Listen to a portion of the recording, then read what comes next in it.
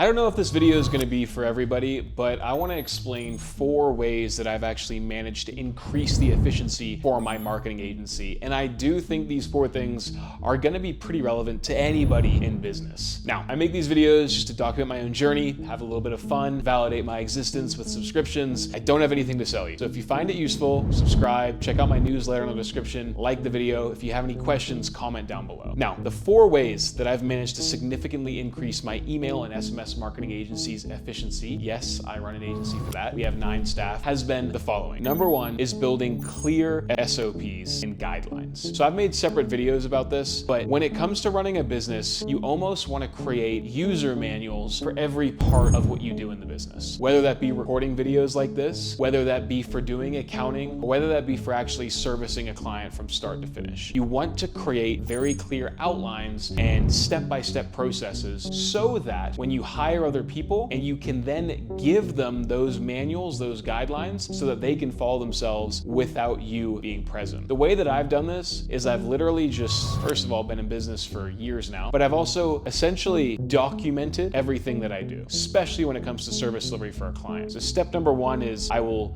create a folder for client creative. I will then send them an onboarding email, and I have instructions for every single one of these steps, and they go in chronological order. And I've documented them in minute detail, and it takes a shitload of work to start off with, but as you continue running your business, you gradually improve those and you have very clear guidelines. This, A, helps you in the future when you're creating your own business to not slip up and miss things and follow things for a specific reason, but then B, when you do hire those people, give them the task so it's easy to follow them. Number 1 is very clear, easy to follow SOPs. Number 2, though, comes down to hiring people. Hiring people ultimately becomes really the core function of, I think, most business owners, and becomes the most important thing you can do. Hiring quality people, but also setting them up for success, is one of the most important things you're going to do when it comes to scaling your business. If you want to have a bigger company, and if you want to actually focus on the needle moving activities as a business owner, which ultimately is sales, HR, and just developing the business fundamentals, you will need to hire people to service clients. Now, to make sure they service clients efficiently, you need to be able to have a clear standard system and process, which is why step 1 is so important, so that you can draw people into those systems and processes. So hiring good people. Now, I have videos that talk about hiring and how to hire and the processes that I undergo for hiring people. Feel free to watch those. I'm not going to talk about that. But when it comes to deciding who you want to hire or what tasks you want to hire for, the first thing you need to look at is the most tedious task that costs the least to solve. For example, as an email marketer, the most tedious task I had was building emails into systems, or rather softwares. My time is so much more valuable in that task to actually outsource is so cheap that it made sense for me to hire somebody to fill that role and just do that, and then free up my time for other things. And essentially, as your business grows, at least what I've done, is you work your way down in terms of what is taking the most time and what is the cheapest to outsource. And you'll find as you grow and you gradually outsource more and more things, those problems that you have to solve become more and more expensive to outsource, which is why you then need to start charging more and actually getting more clients and more revenue in. For example, I hired an email builder. That was the cheapest thing to outsource. Then an email designer, which is the second most tedious task I had. It was the second most cheap, but it got more expensive to outsource that. So my margins shrunk, I had to charge more. Then I had to get a project manager, a copywriter. These problems get more and more expensive to solve, but as I hired them and as I was able to drop people into my systems and processes, I was able to scale and become more efficient as a business owner specifically, which then translated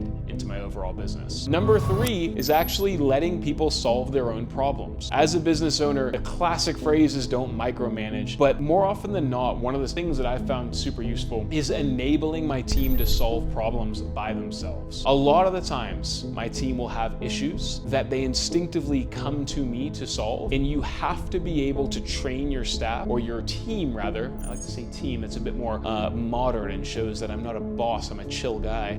You need to be able to enable your team to think that they can solve these problems themselves. It may be quicker and perhaps more effective for you to jump in and solve all the problems that your team has, but what you're not doing is building up their own problem-solving capability and also confidence in themselves to run parts of the business without you being in it. Ultimately, to become more efficient, you want to remove yourself from certain parts of the business. Now, if there are problems that need a system-side solution, i.e., the instructions in this process I don't fully understand, your project manager comes to you with that. That means you need to not necessarily solve the problem, but solve the instruction manual that you've given your project manager. So that becomes a separate issue. But if it's small small things like, I don't really know where to find this thing, or I don't really know how to deliver this to the client. Say, you need to figure it out, or enable them, give them instructions on how to figure it out themselves to build that capability. It may take longer to get the problem solved, and it may not be the perfect solution, but what you're doing is you're building up your team, the team's capabilities to solve problems on themselves. And you need that. You need to constantly be thinking, at least for me, how I've approached this is, how can I take myself out of certain parts of the business to focus on what really matters, which is ultimately it's sales, okay? As a business owner, you need to get into a sales position, but that's beside the point. You see what I mean? You need to build capability. And you'll notice a lot of this is like human-centered stuff that I'm talking about, because you're ultimately trying to build efficiencies with people that you have. So number one is systems and processes. Number two is making good hires. Number three is enabling those hires. And number four is trying to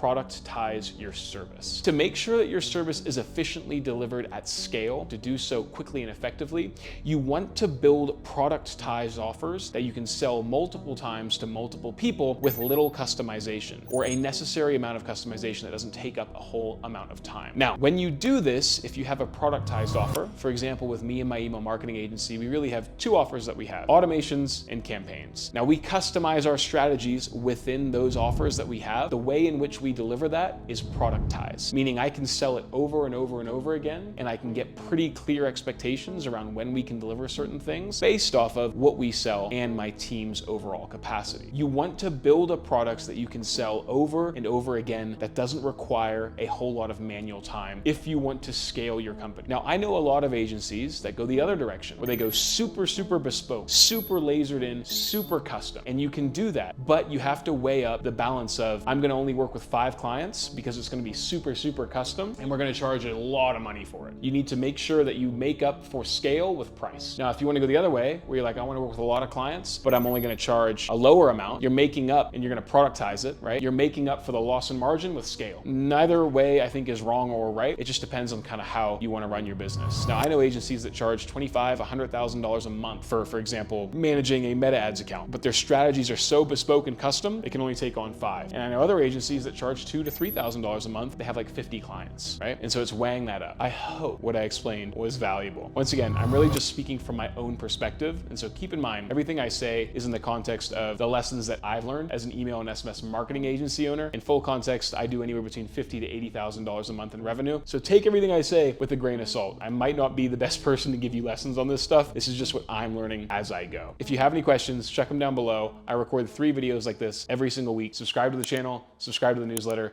and I'll see you in the next video.